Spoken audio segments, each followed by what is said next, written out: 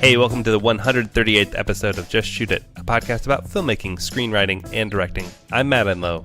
And I'm Warren Kaplan, and today we have a couple fun segments. We are revisiting Jumai Yusuf, who is a film student at USC Film School. She's getting her master's degree there in film. We're going to catch up with her on how her short films are going, and we are constantly trying to answer that question, which I think, literally talked about in the first episode of, is it worth going to film school or not? Yes. And I think she gives a pretty satisfying answer. We're getting a real-time response and experience from Jumai in the trenches in film school. We're learning what she learned, what she likes, what she doesn't like. She likes most of it. Yeah. She's a pretty positive person. She's having a great time. So live vicariously through Jumai Yusuf, who's going to, I would say, the very best film school of all time. USC, it's definitely in the top 20 in California. And after Jumai, we're going to talk to Steve Vitolo. He is a writer and also an app developer. He wrote an app called Scriptation.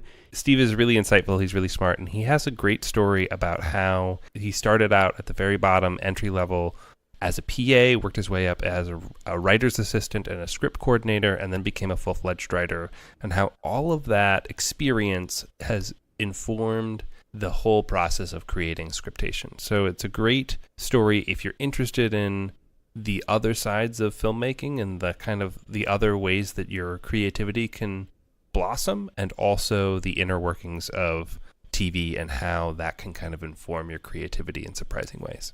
Yeah, for sure. He's been in pretty much every comedy room you can think of. He wrote the season finale of Blackish that just aired a few months ago. And so, yeah, he definitely will give you the insight of the writer's track into Hollywood.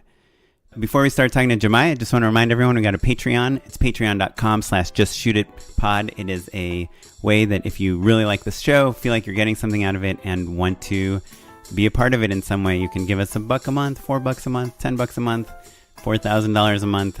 We will use that money to pay our editors, to throw events, to pay for all of our expenses to host this podcast. Yeah, just kind of on that note, actually, just in the last week or two, you and I have been faced with a few decisions that involved money.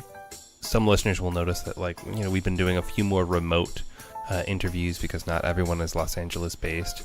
And there are a few decisions where I literally would say to you, hey man, this is what the Patreon money is for. Let's go ahead and spend this to make the show better without it being a stress point for us. And so remote recordings, live events, a little bit more advertising to help grow the community a little bit more. All of that stuff is part of what Patreon is helping fund, in addition to making sure that Chris and Jay are taken care of. So basically what I'm saying is that it may seem like a small amount of money, but it is actually making the show better and easier and growing it. And so thanks, guys. Yeah, and for sure it is worth mentioning that we are also going to do another live show on December 5th at Sawhorse Productions in Studio City. We are going to have a lot more details. We're going to have some really fun guests. We're going to be with all the Sawhorse people who have actually hired some of our podcast listeners to edit and work there. They make a ton of commercials, music videos, TV shows. They edit, they produce, they shoot. They've been guests on the show. We talk about them all the time. Yeah, so please come. It's going to be December 5th. I think it's a Thursday night. I think that's right, yeah. There's going to be drinks and food and fun, and it's a great networking opportunity. So, we'll get more details out, but put it on your calendar, December 5th. Just Shoot It live show. Hooray! Without any further ado, let's talk to Jumai. So, Jumai, how's it going? Hi, it's going well. Yeah, how deep into film school are you now? There's actually only about 4 weeks left of the semester. Ooh, great. Awesome. Mm-hmm. Yeah, it's almost over. Are you relieved that it's almost over? Well, I mean, it's not actually over yet. So I just filmed this past weekend my second film of the semester. So I guess I am a little relieved that is done, but they're still editing. And remind us, is there one more film to do after this in this semester? or no? Well, I'm not directing another film, but as part of my group, we have like one more group member who's filming next weekend. Gotcha. And the way it works out, I'm going to edit the next person's film. Cool. So, how do you feel having just wrapped your second film? It's pretty crazy. I can't believe that I've actually made two films in such a short period of time. You know, even when I talk to my family, they're like, wait, what, you're filming again? And I've definitely learned a lot, like even more than I kind of thought I would learn just in one semester. So it's kind of cool to see my own kind of like personal progression. That's awesome. Any takeaways that you can share with our audience? Well, I've learned a lot about lighting and cinematography, and I think, the program did a good job of kind of starting us off early on and throwing us onto sound stages, doing a bunch of things I've never done before. And yeah, and I've also, just because of time, we've had to put together projects and cast and like write scripts in a really, really short period of time. So like that's been interesting to see just how little time it can take to make a film. Right. And do you feel like it's like all encompassing? Like, would you be able to sustain like a side job while you're doing this? Or is it pretty much a full-time job? So I am a little unique in that I have a job and an internship right now, and that's Oh. like not recommended. Yeah. But I've been surviving. Thankfully, like my internship is really flexible, so I don't have to go there many hours a week. And if I have to return some film equipment, they're like, okay, if I come in late, that sort of thing. But yeah, I've been able to do all three, but I definitely would have recommended to maybe just do either the job or the internship. But Well, yeah. there's that old saying, if you want something done, assign it to a busy person. No, yeah, I guess. Yeah, I think like you just when you're focused and you're just in tune with exactly what needs to get done, it's a lot easier to actually just kind of get it all done on a timeline and get it moving faster. Because I remember thinking in film school, like, boy, this was just like so hard, like so much hard work, and it was. But in terms of like just the number of hours you typically log in a career, it's not so gnarly. It's more like that incubation time is important. It's you need time to reflect on what you've learned and think about it and process things and all that. The actual work of shooting, like over a weekend, it's like, that's not that much compared to working on a TV show, for instance. You know what I mean? Yeah, that's true. And even like, our films are still really short. Like the film that I just shot, our script is only 3 pages long. And it just made me think like, how do people shoot like 10 pages in a day? Like what? How do they do this? So yeah. Right. Well, I'm curious, when you're making these film school films, are you still like kind of thinking about film festivals and your career and how this works or how this fits into your repertoire as a director? Or is it more like, I got an assignment and I'm going to do the best job I can and finish it and then move on? Like, I guess, how is this integrated into like building your own career as a director compared to just like exercise and learning? I think that everyone is coming at this, in their own way. I definitely think, especially depending on what background you're already coming from, because a lot of people, this is their first time even working with an actor, for example. So I do think that some people are really using it to focus on maybe one aspect and use that as a learning experience. Well, I definitely, I guess I'm like the type of person where if I put in so much work into something, I just like, I want to be able to, share it with people. So I've definitely, I would like really like to send my films off this film festival. I did a horror for my first one, and I feel like, there's a ton of like niche film festivals that might, work out. And I just, really tried to make something that I could be really proud of. And then also the actors, like the SAG actors that I'm working with, would also, have something that they could be proud of. So yeah, I've definitely been thinking about how each film that I make fits in with my like portfolio, as you Hmm. might say. Remind me, are there any restrictions on the film? Is it full dialogue? Is it full color? Or are there kind of quirks to the program? So the first film we made this semester, there was no dialogue, which is Hmm. a very unique, thing that I've personally never done before. And then this film that we just did, there we could have dialogue, but besides that, there's not really restrictions. People are doing documentaries, some people are doing experimental films, and it's pretty free in that regard. That's cool. How did your first film turn out? Like, are you happy with it? Yeah, I made a horror film about a woman who has a recurring nightmare, and there's a demon in her nightmare, and then she uses lucid dreaming to, kind of fight that and stop that nightmare. So I created like a creature basically, and that's something that I've, never done before. And that was really fun, and I feel like a lot of people, maybe me included, weren't exactly sure that how that was going to work out. But I think overall people are sufficiently freaked out. So Oh, that that's has been awesome. entertaining to When watch. when you made the creature, was it something that you did practically or digitally or a mixture? Practically. Oh, fun, cool.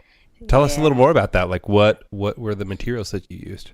So basically what I did is I cast two actors to together make one creature, and I painted them black with, body paint, and I attached like long fingernails to them.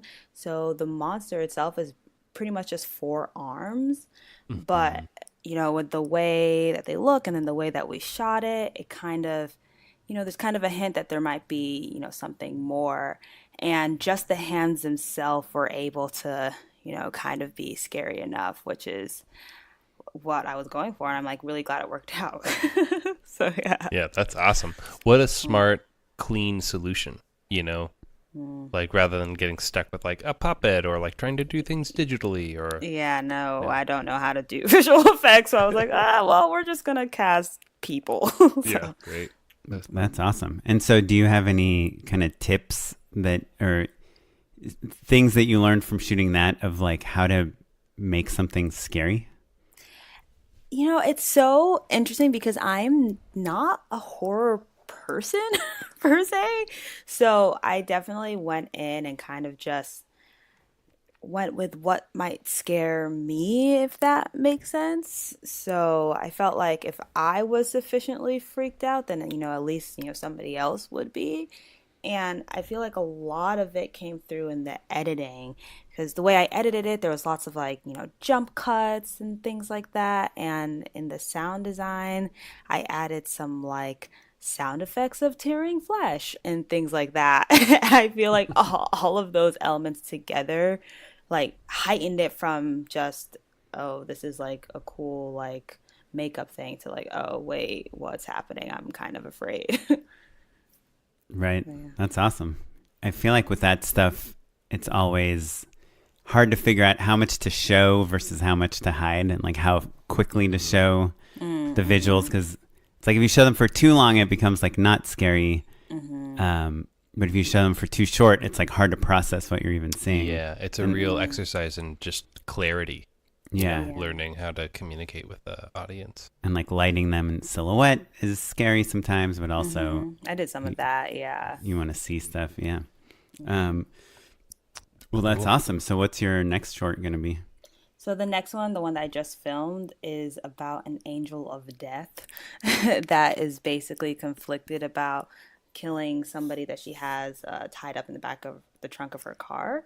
So again, it's very dark, and it's interesting because I was going for just like a fantasy type of thing, but just being on set and with the script, I feel like it might even be scarier than the first film that I did, this semester. And this time we played with like some really cool makeup. We had her kind of like kind of tears of blood type of look for one thing, and like Did you get the eyedroppers, like the blood eyedroppers? so I have a classmate, and by the way, all of my classmates have hidden talents, which is amazing. Sure. Yeah. And she made red eyeshadow out of lipstick on set. Oh, cool. Cool. And then I had some fake blood that I don't know how she somehow did something, and it looks really cool. This one is a lot about like lighting, and I'm purposefully mixing like different religious like iconography. So, because I'm Muslim, and so there's some of that in there, but then there's also like Catholicism in there. So it's just like a really interesting like world building exercise that I did with this one. So, and we'll see how it turns out in the edit. So yeah. That's awesome. And do you get to choose your own DP, or how does that work? So we are actually signed. I'm not sure if this works the same in like every class in my cohort, but we were assigned into groups of 3 where one person is your cinematographer and one person is your editor and like sound recordist. So 2 weeks ago I filmed someone's film, and now she's going to edit this film, and the person who filmed my film is going to shoot next week, and I'm going to edit his film. Oh, wow. So you were the DP on someone's project. Yeah, for the first time. I've never done that before. Oh, wow. I wonder if it can does that get political? Like, because I'm assuming that some people come in with like having shot TV shows, and other people. Lauren, yes. Oh. She doesn't want to complain about classmates, so I will say 100% without a doubt. Yes. Yeah, but sometimes I feel like you probably discover new things. I mean, that's what film school is about, right? Obviously, Right. you can discover that, you might love actually cinematography more than directing, but you also might discover that this person, like you look at directors like Steve McQueen, who's like a stage director, and how he shoots movies in kind of his own way that you've never seen before. And maybe you kind of get that when you're taking someone that's like a writer director and saying, hey, you're the DP on this thing. You get, like that Boots Riley movie. I haven't seen it, but I've heard that it's like kind of crazy. It right? is. And people say that it's like a movie. It looks like a movie made by a person who like doesn't know the rules of filmmaking, and that's why it's so cool. So I don't know. It seems exciting. Yeah, we have so many like different people just within my small class alone that there's really not that much overlap in terms of the types of films that we make. So that has been really cool. Just like the film I shot is a film that like I probably like would not have ever made. So it was like really cool to work on that. And Do you write all your own stuff? In terms of school, I think for the most part, everyone has been writing their own stuff, but we're allowed to work with, other people's scripts or co-writers or adapting materials. I've written with a co-writer in the past, and I would love to do that again. So we'll see how that happens.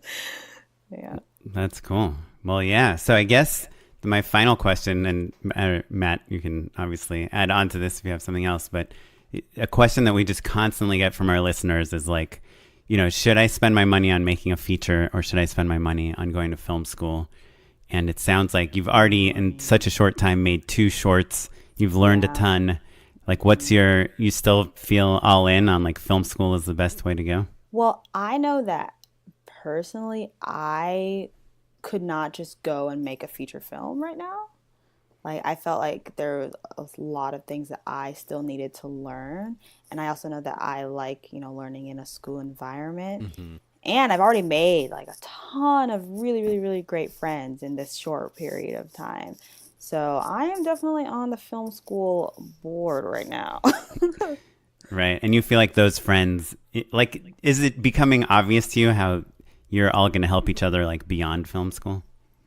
Yeah, it's clear how, kind of like you said, some people you can already tell that maybe they want to be a cinematographer, or just how like some people have hidden talents, like, or some people come from like music, for example. Like I had a classmate who made music for my first film. So there's all these different talents, and I think that there's a lot of like complementary characters here, you know what I mean? Right. Yeah. Yeah, it's so awesome. I'm so jealous right now. I've been trying to make a short film for like 4 years. I just can't get my act together. I keep getting distracted by, gigs. Podcasts. Yeah, by podcast recording. No, but it's, how cool is it that you're like, hey, here's a bunch of people and you guys have to make stuff. Okay. Yeah, and there's a rhythm to it, which I like very much. Oh, yeah. So I want to ask, actually, do you know after the semester you'll have your 2 films and you'll have shot a couple and edited a couple. What is the next group of classes that you'll be taking? What's the next thing you tackle after break? So next semester is the very famous 508 class here at USC, where we are assigned to be in a trio from the end of this semester.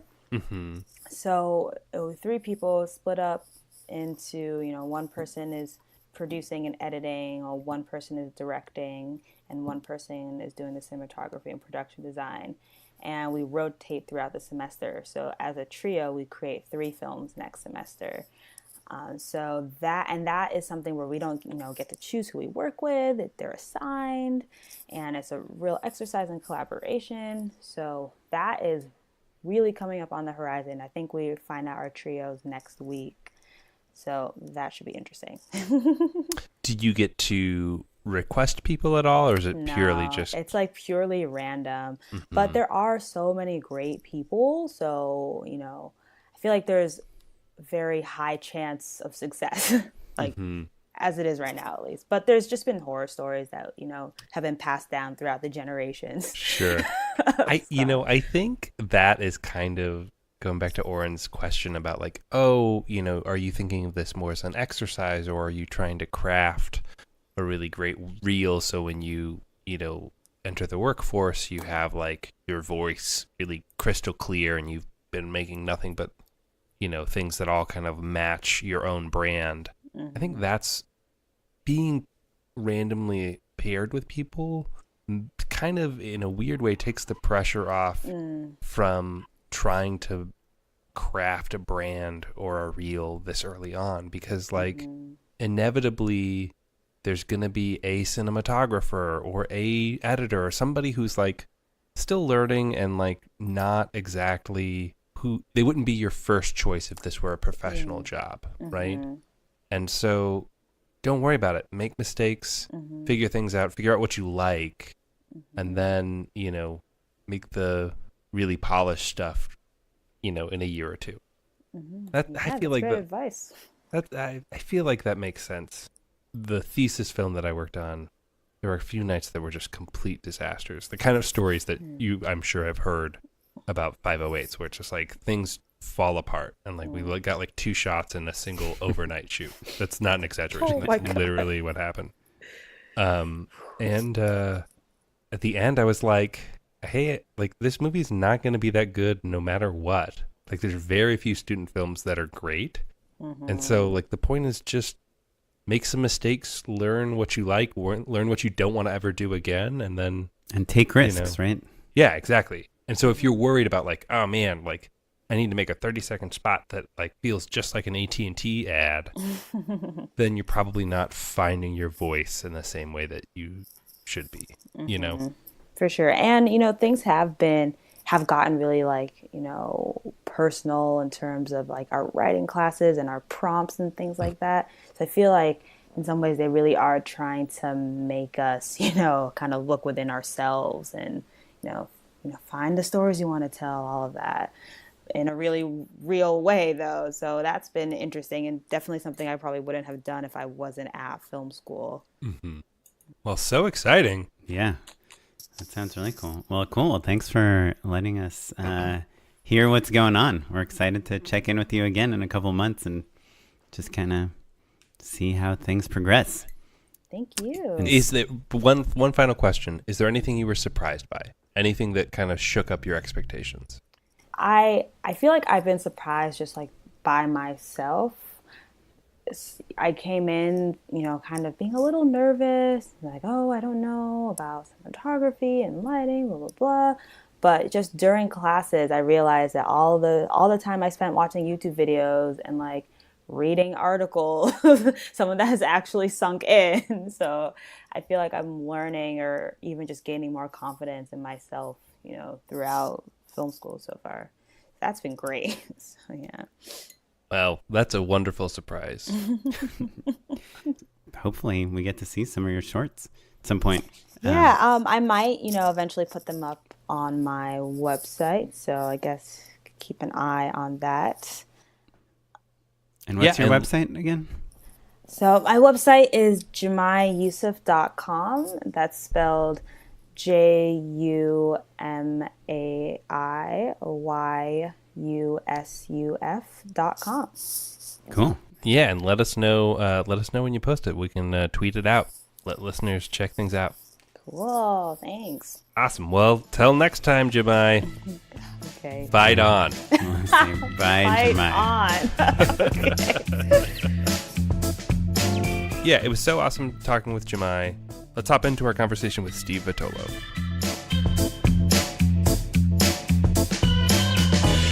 So, hey, Steve. Thanks for having me. Yeah, thank you for chatting with us. You are a listener of our podcast, which is crazy. Yeah. Well, yeah, we, my marketing director and we were listening to a podcast and we heard the company that the company I created. And we're like, oh, awesome. Yeah. I mean, that's awesome for us too, man. That's such a treat. You are a writer and you own an app company? Yes, I worked as a script coordinator for many years and gotten some freelance episodes on shows like Hot in Cleveland and Blackish, and I started Scriptation app, which is used by a bunch of it was used a bunch on Blackish, and it's used by film, TV shows, and anywhere from a production assistant to a cinematographer, writer, director, manager, agent, sort of all those people all across the board. Awesome. And so let's start at the beginning for a second. So you were a script coordinator on which shows? So many. I mean, they've been, oh God, I'd have to look at my IMDb, but I think my resume had like 20 plus shows that I'd worked on, because when you work in television, don't get too comfortable. Are most of the rooms that you work in comedy? Primarily. My first job was on Smallville, and I worked in the writer's office, so that's the only drama that I've worked on. But primarily everything else has been a comedy, and I really want to look at my IMDb because there are just so many. Oh, well, one of the first shows I worked on was Hannah Montana. That was 10, oh gosh, how long ago was that now? 10 plus years, I think, at least 10 years ago. And that was my first writer's assistant job. I'm sorry, that wasn't a writer's assistant. That was my first writer's production assistant job. Big difference.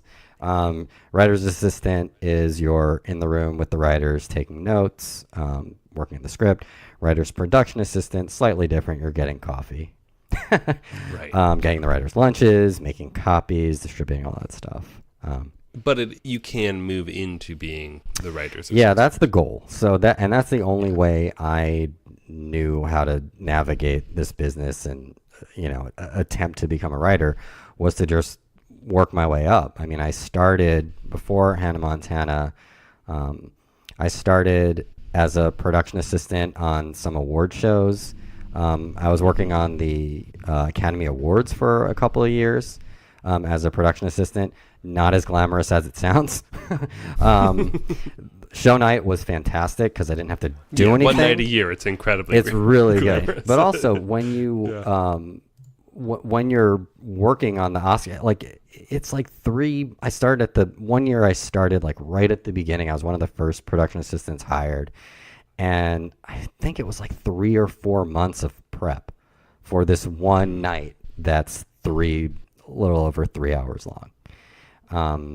It's just so much work, and we were working at a Sony, and then we moved to the Kodak Theater for the last couple of weeks. And yeah, show night's great because I didn't really have to do anything. But yeah, that was real tough work. And I had worked on a few different award type shows, live event shows, but I knew that I wanted to. I mean, I came out to Los Angeles to write, and I knew I needed to get into the writer's office somehow. And actually, my first production assistant job on a scripted show was for The Middle. Oh, cool. But Cool.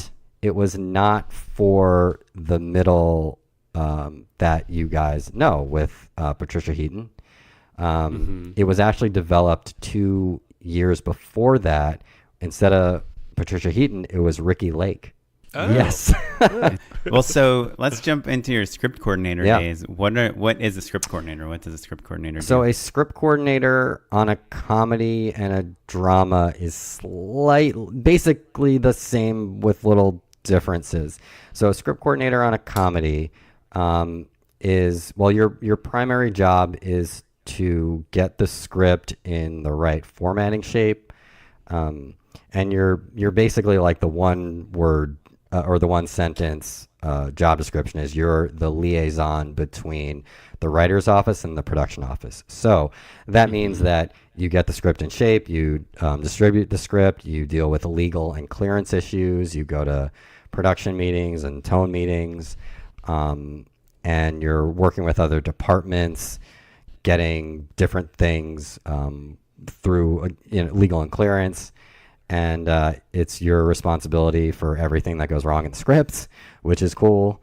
And when you work in a comedy room, and I don't know why this is the case exactly, but comedy script coordinators have a lot of writer's assistant duties as well. So and is there a writer's assistant, or is it just a script coordinator? hopefully, I know on some shows they just have a script coordinator, and that is rough. I worked on a show where there was a script coordinator and he was begging and begging for a writer's assistant, and finally halfway through the season I came on as the writer's assistant to help him out, because if you're a script coordinator on a show, and I was watching a major show, I forget what it was on Netflix, and it said script coordinator / writer's assistant, and I'm like, oh my god, is that person doing both jobs? That's rough. But yeah, so if you're doing that alone, then you're in the writers, you're taking notes, you're working in the script, and then you're also putting out the script and going to meetings and coordinating with other departments, and that's really, really tough. So in And is it the type of job where you get paid overtime if you're working long hours? well, they're unionized now, which just happened little less than a year ago. So it's slightly better. The pay isn't great. That wasn't what writers, assistants, and script coordinators necessarily fought for, although they should have. But they did get overtime rates and things like that. Because I've never had this experience. I've fortunately worked with really nice people and really great showrunners, but there are some people, especially on dramas, that will be waiting in their office, script coordinators, until like 2-3 in the morning. Yeah. Or on weekends, they'll get something like, okay, be on call. And then you'd do some work at like 2 or 3 o'clock or whatever for 2 hours, put out the script. And then the line producer on the show will be like, okay, well, you worked 2 hours, so put down your 2 hours. But you're like, no, but like I have to be on call all day by my computer. Yeah, I was like in the office. Yeah. Right. Yeah. Or like, or you go in the office. So now there are some restrictions against that, thankfully. But yeah, it could be rough in terms of, and especially if you're on a first season show. I've been on first season multicam shows, and you get through with your run through at like 5 o'clock. You get network notes, and like then you're rewriting the entire script and have to put it out that night. Right. And so on Blackish, that's the show you're on right now, right? Yeah. It was a show I was on for season 3 and season 4. And you ended up writing the season finale of season 4? Yeah, it just somehow happened that me and the writer's assistant, the showrunner, the creator of the show, and Kenya Barris and Corey Nickerson, who was running the room, had mentioned to me, and sometimes on shows you ask if you can write episodes. Blackish is such a big show that seemed presumptuous, and I wanted to really earn the script on that show. So me and the writer's assistant were just doing a good job, pitching jokes, and then at some point during the season, Corey Nagerson said, "Hey, we're thinking of giving you a script," and it somehow worked out that it was the final, just the way episodes were like falling to people. It turned out it was the season finale, and it also turned out that it was part of this major arc in the show where the two main characters are getting divorced, or are separated, and are heading towards divorce. And we had the episode where they have to come back together. So it was challenging and a lot of responsibility. And I think when they had told us that we were getting to write that episode, when they were getting into the arc, like, maybe we should let the professionals write this one. But yeah, I think we ended up doing a good job with it, and didn't go through that many rewrites. So that's always good. Hey. Well done. Well, I want to take a quick deeper dive on that, just because I think that a lot of our listeners are going to be curious, and I have a vague understanding, but not as concrete a one as I would like. You mentioned earlier that, like, you would get some freelance episodes. So it's my understanding that, like, most network shows kind of have a few slots earmarked for people outside of the room. Is that right? I think I think that's how it's supposed to go. I think that's a writers guild thing, where a certain percentage of the show needs to be with a freelance writer. I'm not entirely sure, but sometimes, like, I've been on shows where they give it to the creators of the show, or the showrunners will give it to friends, and that'll be like the freelance episode. But that person isn't really writing the episode. Well, they are. Different writers' rooms work differently. I mean, some comedy rooms, you're group writing the show. So I've worked on some multi-camera shows where we've each written a scene. So we break, and this is true on pretty much every comedy I worked on. We break the show together. So everybody in the room will come up with we'll bounce story ideas off each other, and even do broad beats and kind of semi-outlines together where we're working on a board. So that is, in comedy writers' rooms, that's 90+% how it works. And wait, what do you mean when you say we're working on a board? Like, someone is standing at a whiteboard with like a marker? So a writer's assistant, or maybe a lower level writer, or on some shows there was a co-executive producer that just liked the board and liked writing on the board. So yeah, it'll be any one of those people in the writer's room when we're breaking things out. So either we'll do like broad beats and say, like, cold open, this happens, and then act one, this happens, and then we list out the scenes. And then we'll do a deeper dive into that and really do an outline, like what turns into a maybe 7-page outline or so. Really do that on the board. So that's what we did on Blackish. It was really detailed notes. And just to clarify then, so you're on the board, you're breaking things out, and then is there ever a process where, like, you're throwing it into a Word document and then projecting that up on the wall or on the TV through an Apple TV, or like you group writing it to that extent, or is the writer's assistant kind of taking that and then kind of turning it into an outline based off of the notes that were in the room? So from my experience in comedies, and again, there's no like hard and fast rule. This is just, based on the rooms that I've worked on. You're working on the board, the writer's assistant is making those notes, and I'll give you kind of 2 examples. So on one show, we took those notes, sent it out to all the writers, and then on this particular show, each writer would go and write a scene or 2, and then they would, in an outline, and they would email that to the writer's assistant. The writer's assistant would put it all together and email that whole outline back out to the writers. The writers would go through it, and then sometimes we would work on the outline in the room, but sometimes not. We would then go through it, and then we'd submit that to the studio and network, and then once that gets approved, then the same writers who wrote those outline scenes would write the script scene, and they would then, and it was usually done over a weekend, and then they would send their final draft files to the script coordinator, who would put it all together and then send out the script to everyone to read it. And then we would work on that in the room together. And that's what happens most of the time. Is you'll get, and so that on that show, that's a writer's draft, right? When everyone puts it together and then they read it and go through it.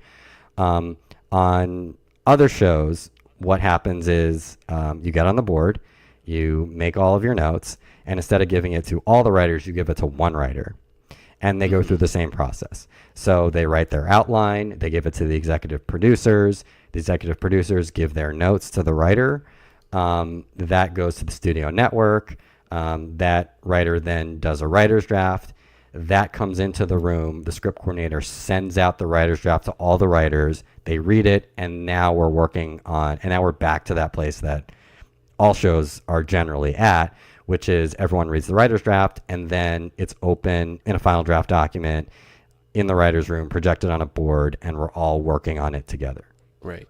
So I think that the thing that's really helpful that this whole process illustrates, beyond just kind of understanding the inner workings of how different writers' rooms work, I think it really illustrates how, if there are freelance opportunities for different from different shows, how the people who are in the room, right, the most junior people, the hungriest people, but also people who are in the room and aware of the DNA of the show and have been pitching things and contributing, like basically your writer's assistant, your script coordinator, sometimes even your writer's PA, those are the people who just makes the most sense for them to get those freelance episodes. Well, hopefully. I mean, you have to, a couple of things have to go right. One, you have to be talented.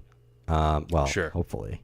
But two, you need to be on a show where that's the culture of the show, or work with a showrunner where they do that. So I've worked with, and I'm not going to name names here, but I've worked with showrunners that just don't promote and don't give freelances to their assistants. They just don't do it. Right. And I worked with on a couple of shows, I worked with a very nice, I really liked him as a person, but he just doesn't give, and I had to learn that, working with him. I was like, okay, what's this guy's history here? And I've heard stories since then where writers' assistants had to threaten to quit, and then they finally got a freelance, and then he wouldn't staff them, so they left the show. Blackish, when I was there, it's another reason why I didn't, outwardly ask for a script, was because I knew that was in the culture of the show, that they do give freelances to their writers' assistants. And I just know that if I did a good job, then as an assistant, just obviously do your job. That's the number one goal, do your job.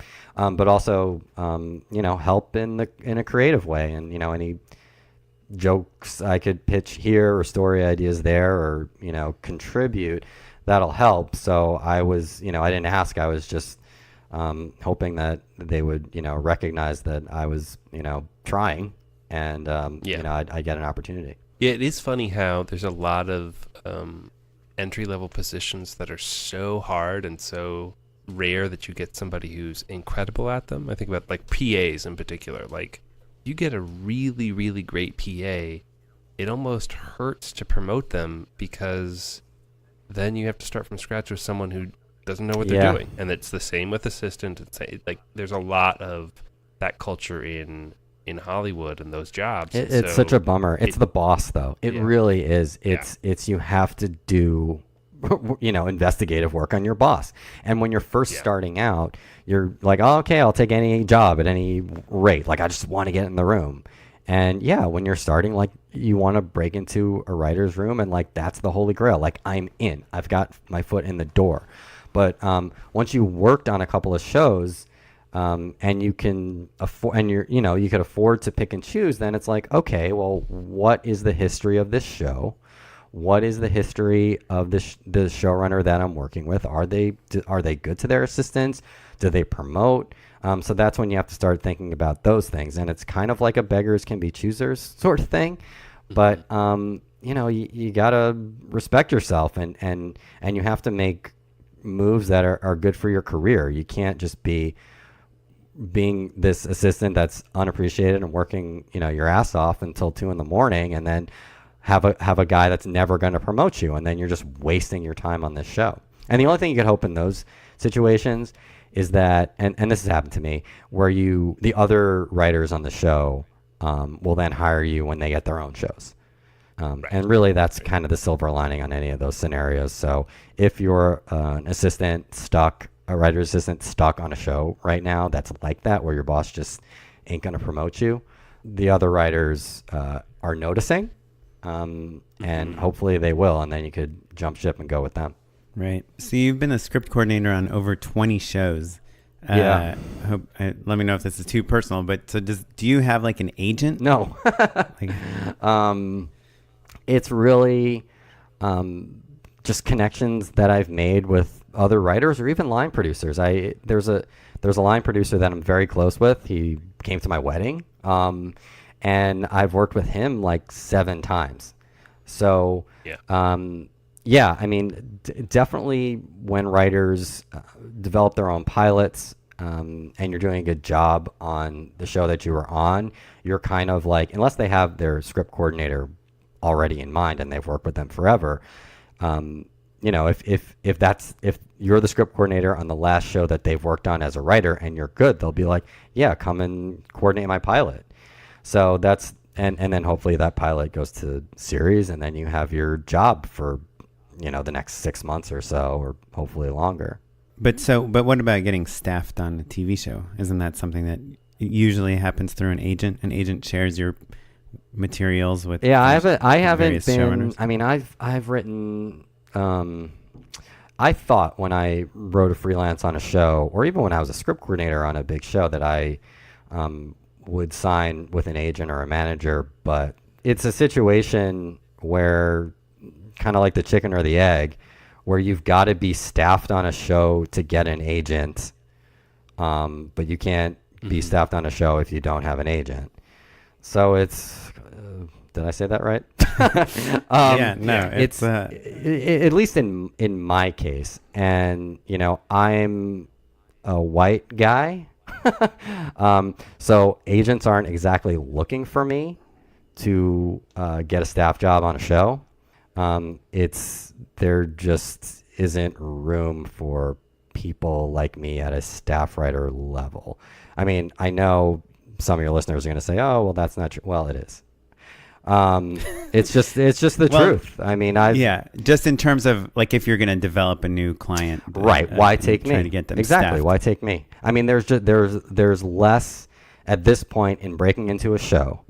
There are less opportunities for me than there would be some other people. That's just the reality right now. But wouldn't the answer to why take you is like because he's worked on 20 TV shows? Yeah, you'd think, but that doesn't really matter.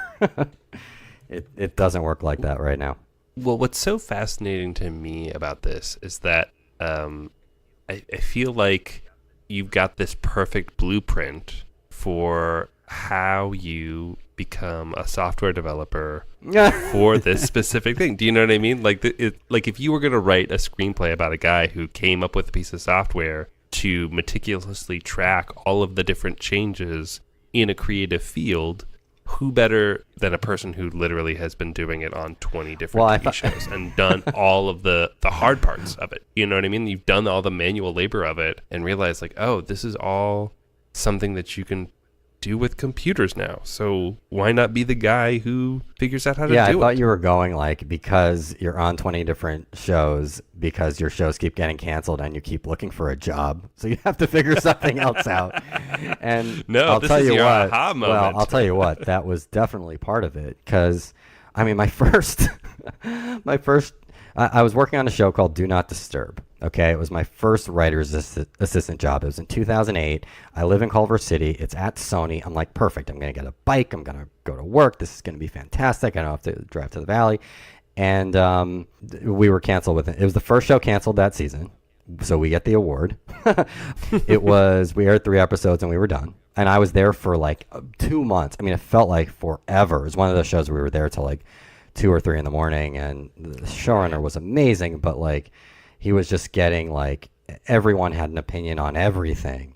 And man, it was rough. But yeah, I mean, I've been on so many shows, and I was working on a pilot, and it was kind of a weird production schedule where we had a table read, and because of whatever, I don't know why, maybe the actor's availability or something, we had 2 weeks between the table read and when we started shooting. And I had a boss who was doing a ton of rewrites on a script. Like every single night, there was a full 50-page rewrite of a script. So that means that I was printing out the script, giving it to my production assistant, and they were making 100+ copies, distributing it. And then the next morning, same exact thing. And everyone on the crew, all the notes that they made on that draft, they got a new draft and they dumped the old draft. And it was just a huge waste of paper. But and that's where I kind of started on this. And everyone in the production office was like, what are we doing? Like every night we're going through like 5,000+ sheets of paper. But also like from the productivity side, it was insane. So it's like people on the crew were making all their notes and then like remaking their notes the next day. So that's kind of the brainstorm where it's like, well, why, we're writing scripts digitally and why aren't we reading scripts digitally? Okay, so we know you can make PDF annotations on a script. Like PDF annotation has been around for 20, 30 years with Adobe, but now like you get the new script and now what? How can you move your annotations from one draft to the next? And that was when I kind of was like, okay, like if we can get this tech right, then we're in business. Then we kind of have a company. Mm-hmm. And that's how Scriptation started. It was, can we solve this problem of moving annotations in an intelligent way from one draft of a script to another draft of the script? And that's kind of it in a nutshell, right? Like Scriptation, just to kind of clarify for everybody, it is an app that just tracks the changes in notes between different revisions on the script. Yeah, so it tracks your notes. So, use case like a director using them because they make a ton of notes. So they will get scripts very early. So in TV, they'll get maybe like a studio or a network draft, or they'll get like a pre-table draft or a tone meeting draft. So they're getting the scripts super early, and good directors at least, will do a lot of prep. So they'll take their script and they'll mark it up in all sorts of ways. And if they were using paper, they'd be using highlighters and pen, and they'd be making drawings. When they're using Scriptation, they're inserting photos and facing pages and making all sorts of markups. So they're doing this at a real early stage of the draft, and they're doing it on like 50, 60-page scripts. We've had directors send us scripts with 3,000+ annotations. So they are really thorough. So they're doing... Sorry to interrupt, but Matt, do you do that? Do you write a lot of notes on your scripts? Yeah, I'm the exact use case where people are like, this dude is wasting so much paper. Because I'm a real tactile person. I like to like print things out. I like to highlight. I like to like doodle. I like to throw alts in. And especially on the longer form stuff, people would be like, do you really need this printed out again? And I would be like, well, yeah. And I would spend a lot of time transferring the notes. But I kind of, not to discredit Scriptation at all, but I found something meditative about deciding whether or not I wanted to transfer the note. Right. When you got the old draft and then you got the new one and you're on page 65A or whatever, and you're kind of like, do I need this person to say this alt, or maybe I've come up with a better one? But that's just old fashioned. I'm like the opposite. I'm so scared to lose any note I have, and my first draft of my boards is always on the script. Like I just start drawing like what I think are rectangles, but they're usually more like squares. Sure, the little thumbnails, basically. Yeah. I try to draw like 16:9 boxes, but they're always weird. And correct me if I'm wrong, Steve, but Scriptation, like you can doodle and like attach those doodles to like anchor them to different scenes and things like that. Yeah, so if you wanted to make a drawing, you can, well, there are a couple things you could do. So I know a lot of directors will be on location and they'll take photos and they'll insert them into the script, either in a facing page, and we have a function for that where you can add facing pages. So you're a pen and paper person right now. We'll convert you. But you're a pen and paper person right now. So a lot of pen and paper people, one of the first major feature requests that we got was they were saying, okay, like love scriptation, but I need more room to write.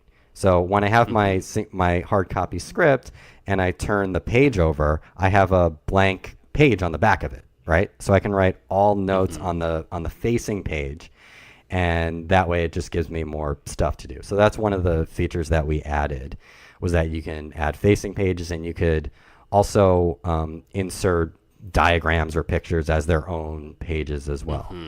And you can also use the stylus to just draw your own like thumbnail sketches. Yeah, the Apple Pencil was the most annoying thing and also the best thing for scriptation, because of course Apple releases a new thing and then right away everyone expects you to support it, and you would think that Apple makes it easy to support their devices, but no. So that was, there was some programming that needed to be done to support the Apple Pencil, but like palm rejection, things like that. Once we did that, it really became, that's kind of when scriptation started taking off, when people were like, okay, like now I can really mimic the pen and paper experience because it's like I'm writing on paper. I think, and saying we're going to convert you, is because when, if you're and why we have a lot of TV people, we have, I would say, mostly people working in the television business, although we do have people on features and independent movies and some commercials and even Broadway. But especially in the TV business, because everything's so structured, right? You have all your prep, and then once you get into shooting, you're going 12-hour days, and you'll get some script revisions, and then you got to shoot the next day. And people, I've had directors, routinely tell me, like, it saves me 4 to 5 hours a week. And that's like 4 to 5 hours a week of the crap they don't want to do. Right. And that's kind of, that's the pitch that I make to some of the studio friends when they were talking about getting scriptation and making it available through the studio. I say, look, like, these are 4 to 5 hours a week that they don't have to do the bullshit that they don't want to do, and they could actually focus on like making it good and not like dealing with the clerical work. And then maybe like that'll save you some time and things will look better and everyone will be happier. So that's, a lot of the feedback we're getting and why it's been used so widely by TV directors and cinematographers and assistant directors. That's cool. So what's your pitch for, like, let's say we have a listener that lives somewhere else, not LA, and is not in Hollywood, but has written their indie film script in final draft, and they are ready to shoot it. Is scriptation something that's useful for them as well? Yeah, I mean, it's if you're not using the transferring notes feature, which maybe you're not getting a ton of drafts that you need to keep transferring notes back and forth, or I should say forth going forward. But it's just nice to have everything with you on your device. So whether you have an iPad or an iPhone, you can just have that with you. So let's say you've had like 5 versions of the script, but now you're set and it's not going to be changed. You can go back and have tabs of all the other versions on your scripts. Maybe you need to recall a joke, or this thing isn't working, or you want to see what you had before. It's just, go digital. Like, why? Like, do you even have a printer? Who has a printer at home anymore? Sure. I do.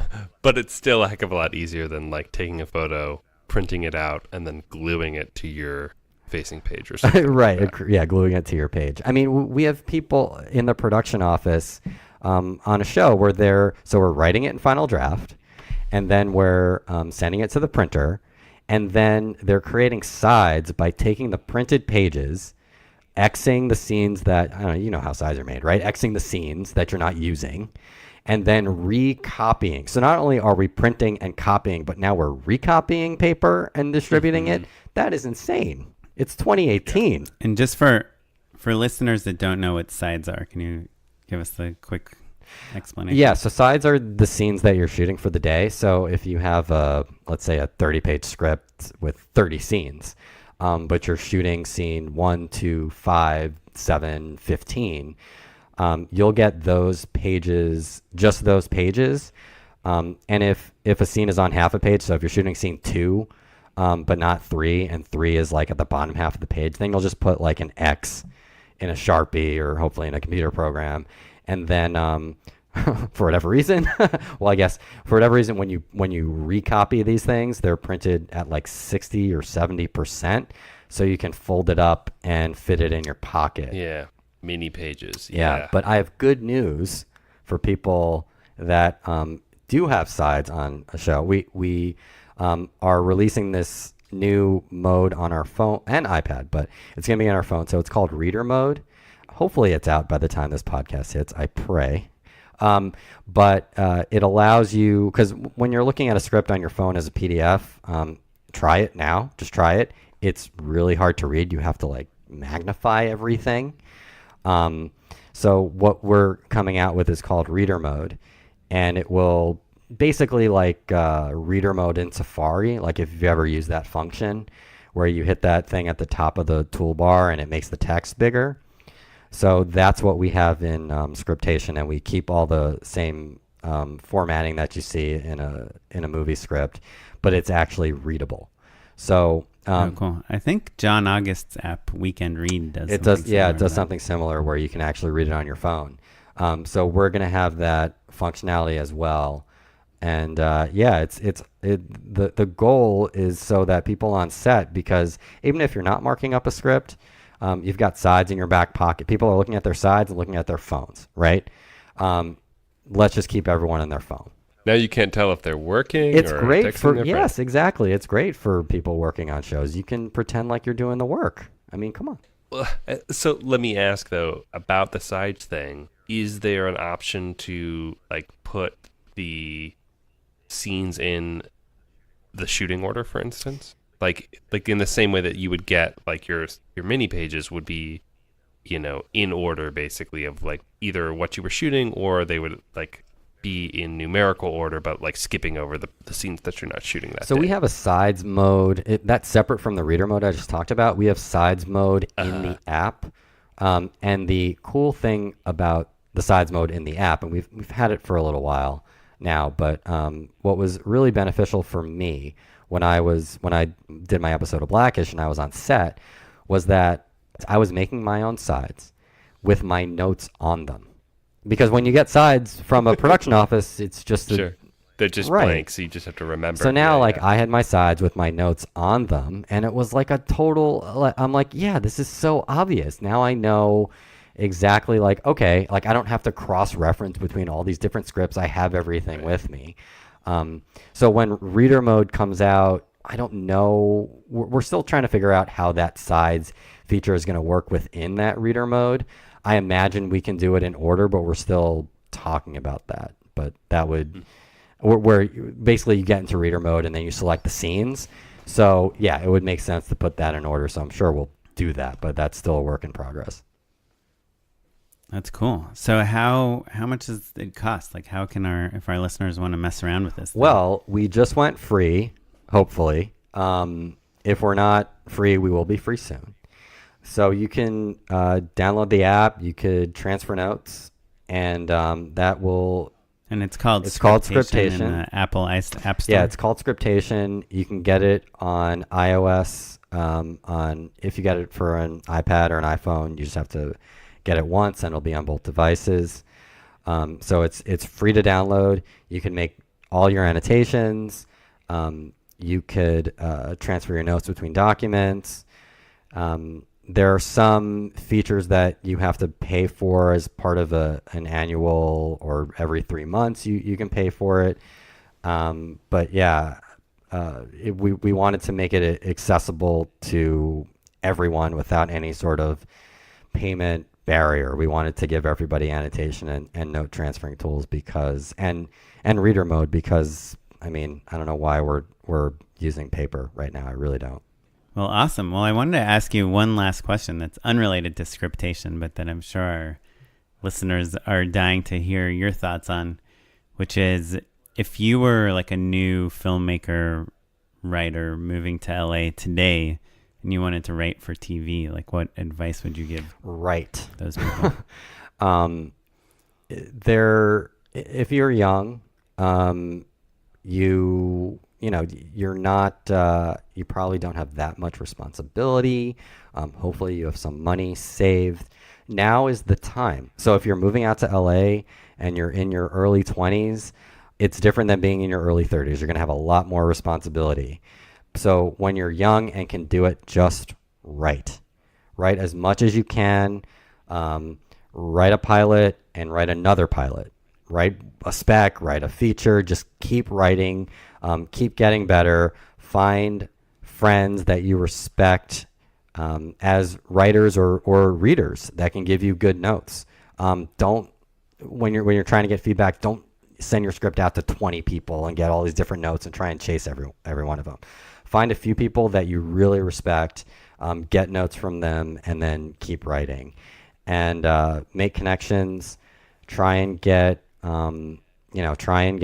jobs on show. I mean, it's easier said than done, but work your way up. That's what I did. But I think, paramount to everything else, write a good script and try and get it in somebody's hands. Cool. Yeah, great advice, man. So you've listened to our podcast before. Yes. And so we do this segment called Unpaid Endorsements. Oh yeah. Uh-huh. Unpaid endorsements. Cool. So because it's unpaid, you can't endorse Scriptation. But Matt, do you have anything? I do. I have one that I'm very new to, pretty excited about. So I heard an interview with a jazz musician named Kamasi Washington. He's like a LA guy. Oh yeah. Do you know Kamasi? I've heard his name for sure. I'm so late to the game on this dude.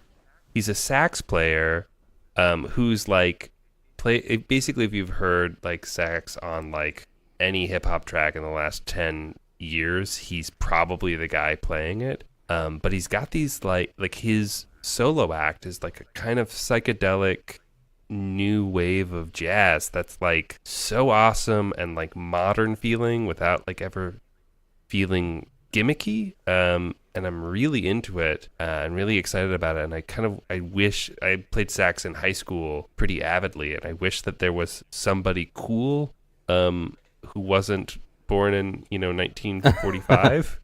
You know what I mean? It's this is a young guy who's super cool and sounds incredible and is this incredibly gifted musician. So Kamasi Washington is the guy I'm just kind of diving into right now. And also he is a avid Street Fighter 2 player, which is really funny to me. That he's played competitively. That's still a thing. They have Street Fighter 2 tournaments. Oh wow. yeah. Yeah, Street Fighter 2 and Marvel vs. Capcom and a few other games that I may be less familiar Mortal with. Kombat? Is that Mortal Kombat I don't think people play competitively. There's a few older games that people still care about and are kind of the gold standard of fighting games that people will still play in real. Do you think anyone competitions. wins by just putting their elbow on the buttons? And because that's my strategy whenever I play those games. Yeah, I think. Should I enter a mashing? tournament? Is that what you're suggesting? Maybe if there isn't a buy-in and people seem nice, you could have some fun. But yeah, that's my endorsement, Kamasi Washington. Cool. Steve. Yeah, you got Oh, anything? I do. So my dad is really into coffee. He has all of these coffee gadgets. So Cool, naturally, I decided to bother my mom and get my dad another gadget for coffee. Great. And it is the Aeropress. Not sure if you guys are aware of what this is, but it's a whole thing. I am not. So It's it's similar to a French press, but it was created in California, I don't know, 10 years ago or maybe a little bit less. It's a really simple way to brew a single cup of coffee. It's about $30. You can get it on Amazon. You basically pour your grinds in this little tube, and then you pour some water in, you mix it, and then you press it out, and cleanup is super easy. But I got it from my dad. My dad liked it that he got it back for me. Wait, does it make cold brew or It's hot. It's hot coffee. Okay. So Yeah, it's very I mean, it's similar to how you use a French press, right? Like you put your grinds in, you pour water in. Like combine a French press and like a big syringe. Yes. Like a pastry syringe or something. That you put, and you push. So filled with scalding coffee. Filled with coffee. What could go wrong? But like the crazy thing about this is it's such like a simple little device. But there are Aeropress competitions, and there's all of these methods for brewing. So like they give you the traditional method on the box. That's like brew it this way with this temperature. And then you go on YouTube for Aeropress, and like everyone's using the inverted method and doing it with like this many grams of coffee for like on this temperature for this time. Like this is how long you press it out. Like it is a whole culture in itself. And now like every year there's a competition for who can brew the best Aeropress coffee. And I have to say, like, I don't know if I'm going to do this every day, but it is like enjoyable. Like it's an enjoyable way to make your coffee. So Aeropress, that is my recommendation. Awesome. Yeah, I'll check it out. Yeah, man. Matt and I love coffee. Love coffee. I think to me the big selling point is like it's pretty fast and it's a single cup. So if you're not brewing for a bunch of people, you just want your cup of coffee in the morning and you've got hot water, you're drinking a cup of coffee pretty quickly. Whereas I'm a Chemex guy, and Chemex, it'll take 30 minutes before I'm really done brewing. Yeah, I'm like I gotten into cold brew, like a cold brew concentrate where you just put the grinds in a big French press and like let it steep overnight and then have your concentrate for the fridge. That's like a really easy cup of coffee every morning. But the Aeropress is nice just because it's like a little adventure every morning, like an enjoyable thing. And cleanup is super easy. It's great. It's just great. Steve, you're drinking the coffee of the future, and Yeah. I salute you. I still drink my Starbucks via instant coffees. Hey, that's pretty good though. Take about 10 seconds to make because we have like an instant hot water thing, which I've endorsed. Yeah, before. the Via is good. That is, hey, it's better than Folgers. Yeah. It does the job, and it comes in little packets.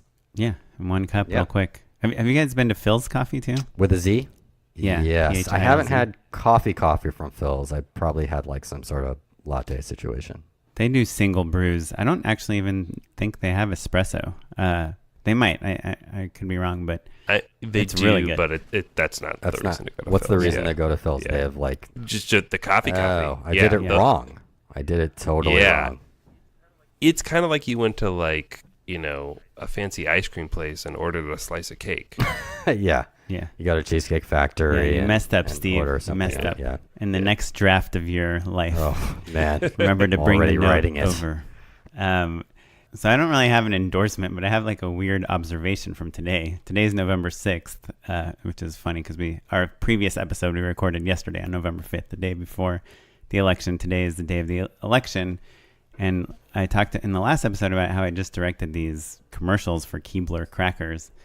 And I want to put them on Facebook, but I was like, of course I'm not going to post anything on Facebook today. It's election day. People are just much more interested in the election than some little commercial I posted. Only post a selfie with your I voted sticker. Right. Everything else seems kind of It's Stranger inappropriate. Things Day. I don't know if you saw that. It's no. the 20 or 35th anniversary of the disappearance of Will Byers or something like that. That's I fun. did see that Netflix had some Stranger Things stuff, but the observation I made is that because it's election day, there's so many people just like hanging out on Facebook today, just like waiting to read what's going on, like in their office jobs and just like refreshing the page, that it's not a great day to like post something big and new that you want to show people. Right. But it's a good day to like skate off of all this like kind of this chaotic attention. So I posted just a picture, or we'd posted a picture from the podcast that we took from a different interview, and I had just made some reference to the election and how people should, I don't care who you vote for, but I vote that you should listen to our next podcast, or something super dumb that barely made any sense. But off of that post, I got like a ton of likes on it, which normally I wouldn't. And I think it's just because I posted it today, where there's just a lot of people like hanging out on Facebook. So my observation is, even though it's not a great day to promote big things, it's a good day to promote little things. whenever there's a big event going on. If it's like the Super Bowl or the Oscars or Election Day or something, New Year's Eve, it's a good day where people are paying attention to the world to just kind of make a little statement. The art of piggybacking onto a hashtag. That is the art of social media, Instagram especially. Exactly. Well, cool. Well, if we want to find out more about you, Steve, do you have a website? Or anything? Yeah, you can go to scriptation.com and look at all the stuff we've got there. We've got a blog. You can chat with us on there too if you have any questions about the app. You can look at my IMDb to see the stuff I did. Cool. And your last name is Vitolo. Yes. Well, awesome. Well, if you want to find out more about this podcast and things we endorse and Scriptation and all that stuff, you can check out our website at justshootitpod.com. We are on all social media, Facebook, Instagram, Twitter at justshootitpod. I am at SmiteyPyleg. And I'm at Mr. Matt Enlow. This episode was edited by Christopher Robert Gray. Our producer is Madeline Rosewat. And our webmaster is Ewan Williams. The music you are listening to right now is by the Free Music Archive and the artist Jahzzar. Leave us an iTunes review if you can. Thank you, and we will talk to you later. Thanks, everyone. Bye.